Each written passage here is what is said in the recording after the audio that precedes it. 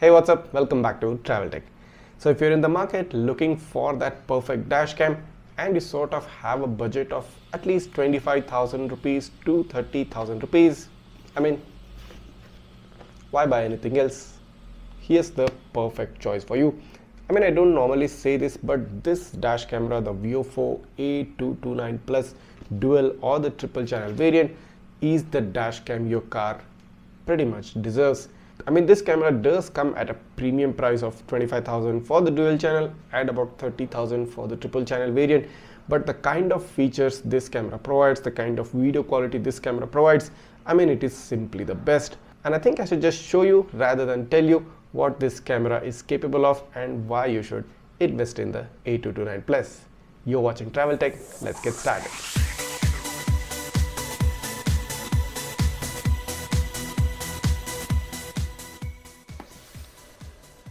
So here's the VIOFO A229 Plus 2-channel dashcam or the dual channel variant. As you can see, they have specified that it's a Quad HD plus Quad HD dual channel dashcam with Sony Starvis 2 sensors for both front and the rear. So it supports HDR, it supports 2K on both cameras, and both cameras have a Starvis 2 sensor. On the back there are some detailed specifications, so let's take a look at it. 2K plus 2K dual channel, Sony Starvis 2 IMX675 image sensors for both front and the rear. It supports smart voice control, built-in dual band 2.4 and 5 GHz Wi-Fi, built-in GPS logger, voice notification in multiple languages, supports advanced parking mode, and supports micro SD cards up to 512 GB. So let's dive down into the box and take a look at the camera. So as soon as you open up the box, you get this dash cam cable wiring guide sheet for someone who will be doing this for the first time. It will be definitely helpful for such people. So a very similar packing from the VIOFO A229 Pro. This actually resembles the packing from the A229 Pro entirely. So here is the A229 Plus dash cam, and as you can see here, it's specified A229 Plus. It's basically the same camera as the A229 Pro, but this supports only 2K resolution compared to the Pro's 4K resolution. So this is the rear camera again, the similar one given in the A229 Pro. This supports 360-degree rotation. You have this Type-C port at one end as V out. You have the lens here on the other side and a 3M sticker mount, and these holes I think are ventilation holes. You have this large sticker pad at the front for good adhesion. You have this micro SD card slot and the interior camera port and a lot of ventilation holes as well. On the back you have this large HD screen, similar layout of buttons. On the left side you have this rear dash camera port and a reset slot along with ventilation holes again. Same set of documents and manuals from VIOFO, the professional customer service card, the read before installation card, which I have already shown in my previous videos. You can check that out. 2 specific electrostatic stickers and the A229 Plus user manual. So a wiring crowbar. You have this spare 3M stickers for both front and the rear camera. Then you have this data transferring cable, Type-C to Type-A. So this is the VIOFO branded 12-volt car charger with 2 distinctive USB ports. And here you have the front camera cable, so Type-C port at one end and a Type-A port at the other end. Then you have the rear camera cable, again a Type-C port at one end and a Type-C port at the other. Now the L-shaped connector connects onto the front dash camera, and they have also given a specific sticker here and it says connect to front camera. This is helpful in guiding the people who are doing the installation for the first time. There's no CPL filter in the box, as the CPL filter comes only in the Pro model. In the Plus model, you don't get a CPL filter. So finally, these are the things you get inside the box. Spare stickers for front and the rear camera, a data transfer cable, a 12-volt car charger with 2 USB ports, the front camera power cable, the dash cam itself, the rear camera cable, the rear camera, and a wiring crowbar. So this should be enough to get you started. Now let's take a look at some of the video samples from the A229 Plus. So here's a snapshot from a car which was pretty close to mine, about less than 5 to 10 feet I think, And if I take a look at its number plate at such a close range, this is a more than good enough readable number plate, and this is sufficient for any sort of evidence which you might be looking from your dashcam footage. So at a close range, this camera performs very well, and you get a very good, very clear read of the number plates in daytime at a super close range. If you move on and take a look at the same car but at a higher distance of about 25 feet or more, and then if I zoom in on the license plate, now you might see some slight blurring here due to the magnification factor, but the overall readability of the plate still remains good, and this too will suffice for any sort of evidence which you might want from your dashcam footage. The number plate readability at a distance of 25 to 30 feet is still decent enough and will work in your favor whenever you require such information from the dashcam footage. Moving on to the night sample, now here's a snapshot from the front camera, and the vehicle in front is about a distance of 10 to 15 feet I think. And the important thing to note is that the license plate or the number plate of the car is under the direct glare of my headlight. And what happens in such instance, if I zoom in, a crystal clear number plate read. Now you might say it is very bright. Of course, it's understandable since it's under the direct glare of my headlight, but the power of StarVis 2 is in full clear display here. Any other camera you can take without the StarVis 2, this would have been a complete whitewash. You wouldn't have been able to see any number or any letter, but since this camera has the StarVis 2 enabled, you can read the number plate even in such high glare, and that's what makes this camera a really worthy investment.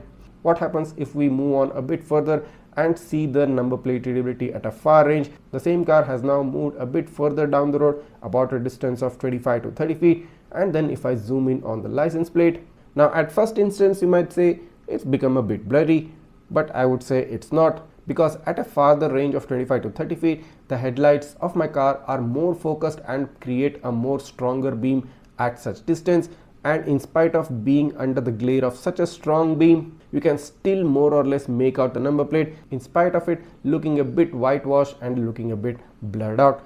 Again, this is an example of what a StarVis 2 sensor can do for the benefit of the video quality of your camera. Any other camera without StarVis 2, this wouldn't have been the case. Coming to the overall video footage quality, the front camera has a 2560x1440p resolution at a 30 frames per second. It has about 19,000 kbps bitrate and a 144 MB per minute file size. Now the overall video footage is more or less pretty much decent. I mean, this is sufficient enough to use for any general purposes.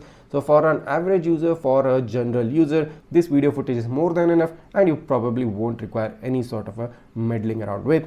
Moving on to the night footage, the quality is still good and it captures all the information you probably are ever going to need from a dash cam.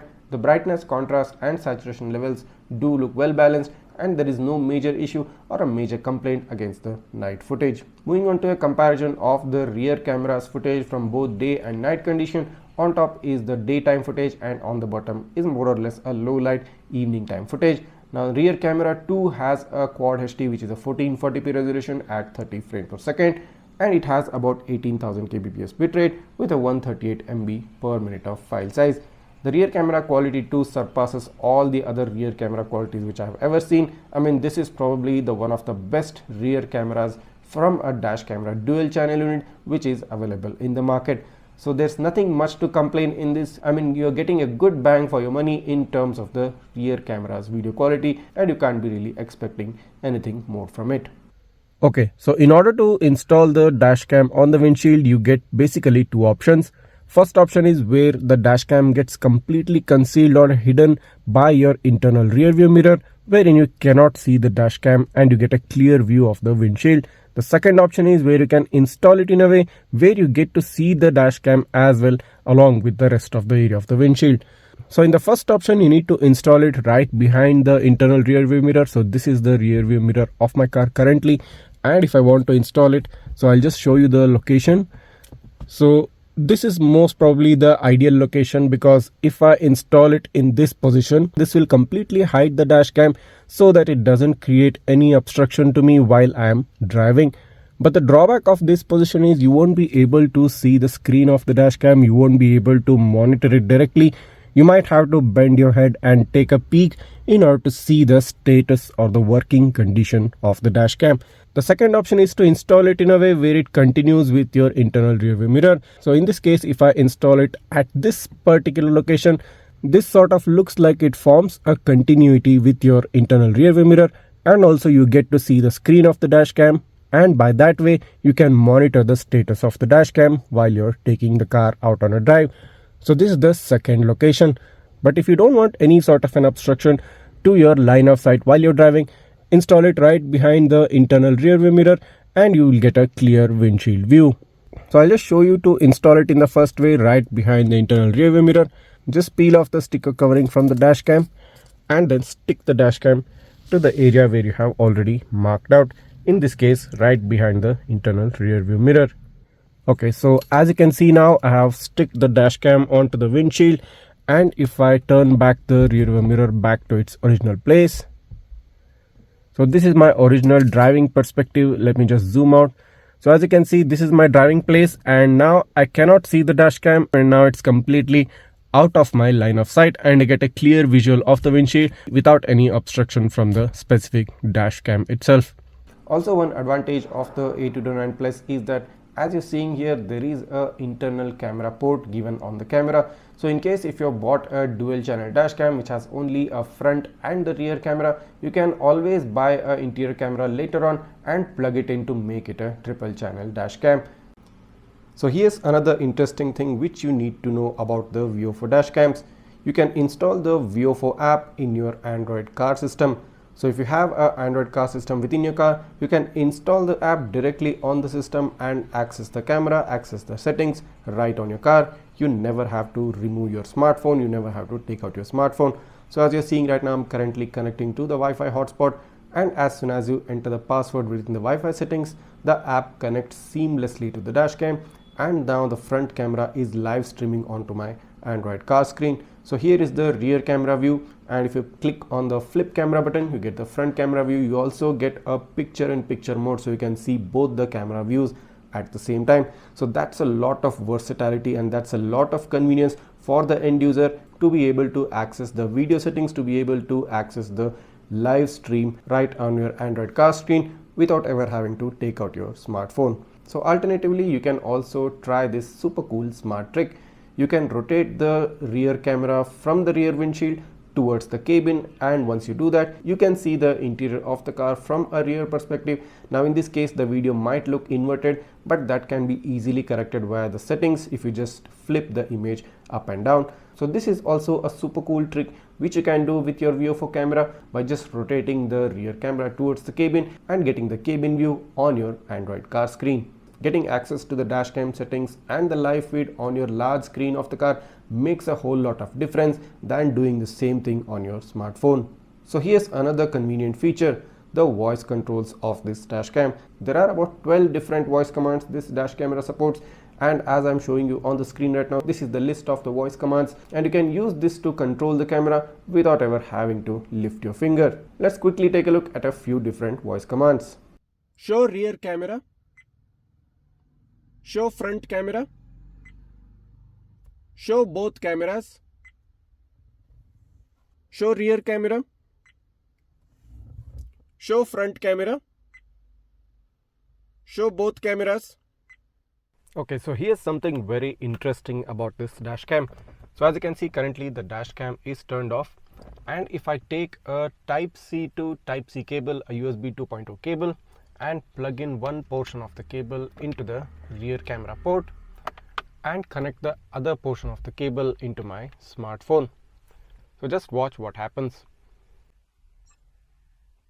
So as you just saw, the dashcam turned on, and on the screen it is currently displaying as micro SD card read mode. This means you can plug in your smartphone directly into the dashcam and access all the videos or photos and all the gallery within the SD card of the dashcam.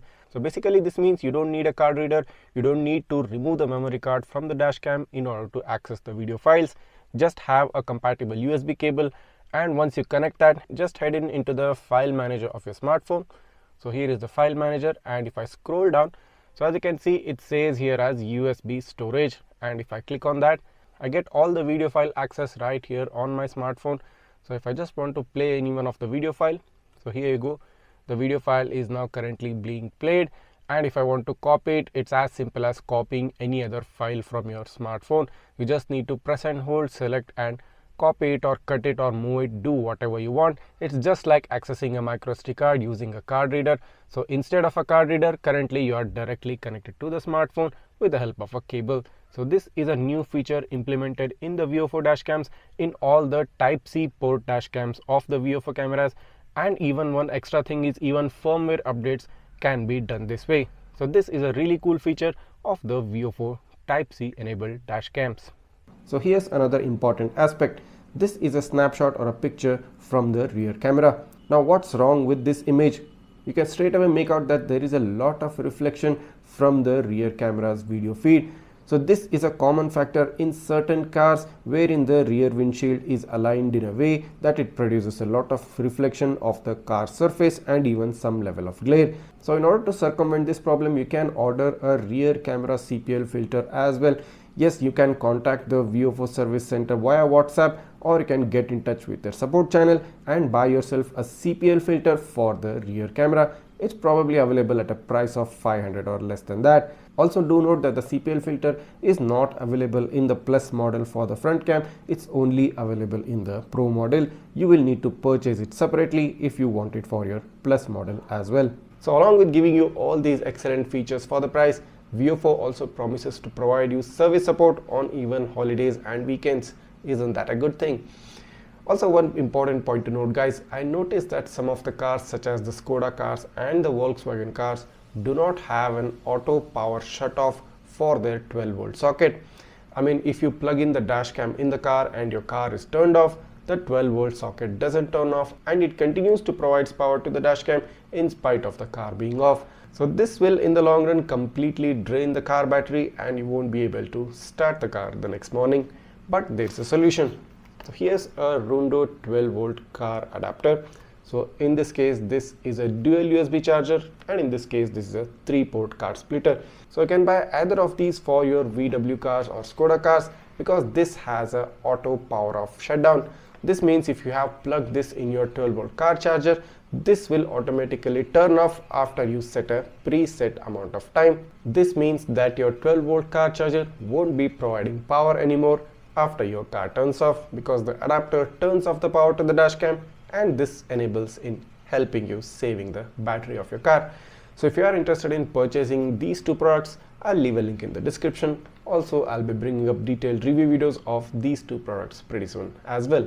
So that was it, the entire review video of the A229 Plus, and I hope this video has helped you out in making that clear purchase decision. Also do note that if this video has helped you out, you need to go ahead and hit that subscribe button of my channel, and also don't forget to like this video along with hitting the bell icon so that you get notified whenever I upload the next future video. If you have any doubts or queries regarding this cam or any other dash cam for that matter, you can write that down in the comments and I'll try to get back to you as soon as possible. Thanks for watching and see you in the next one.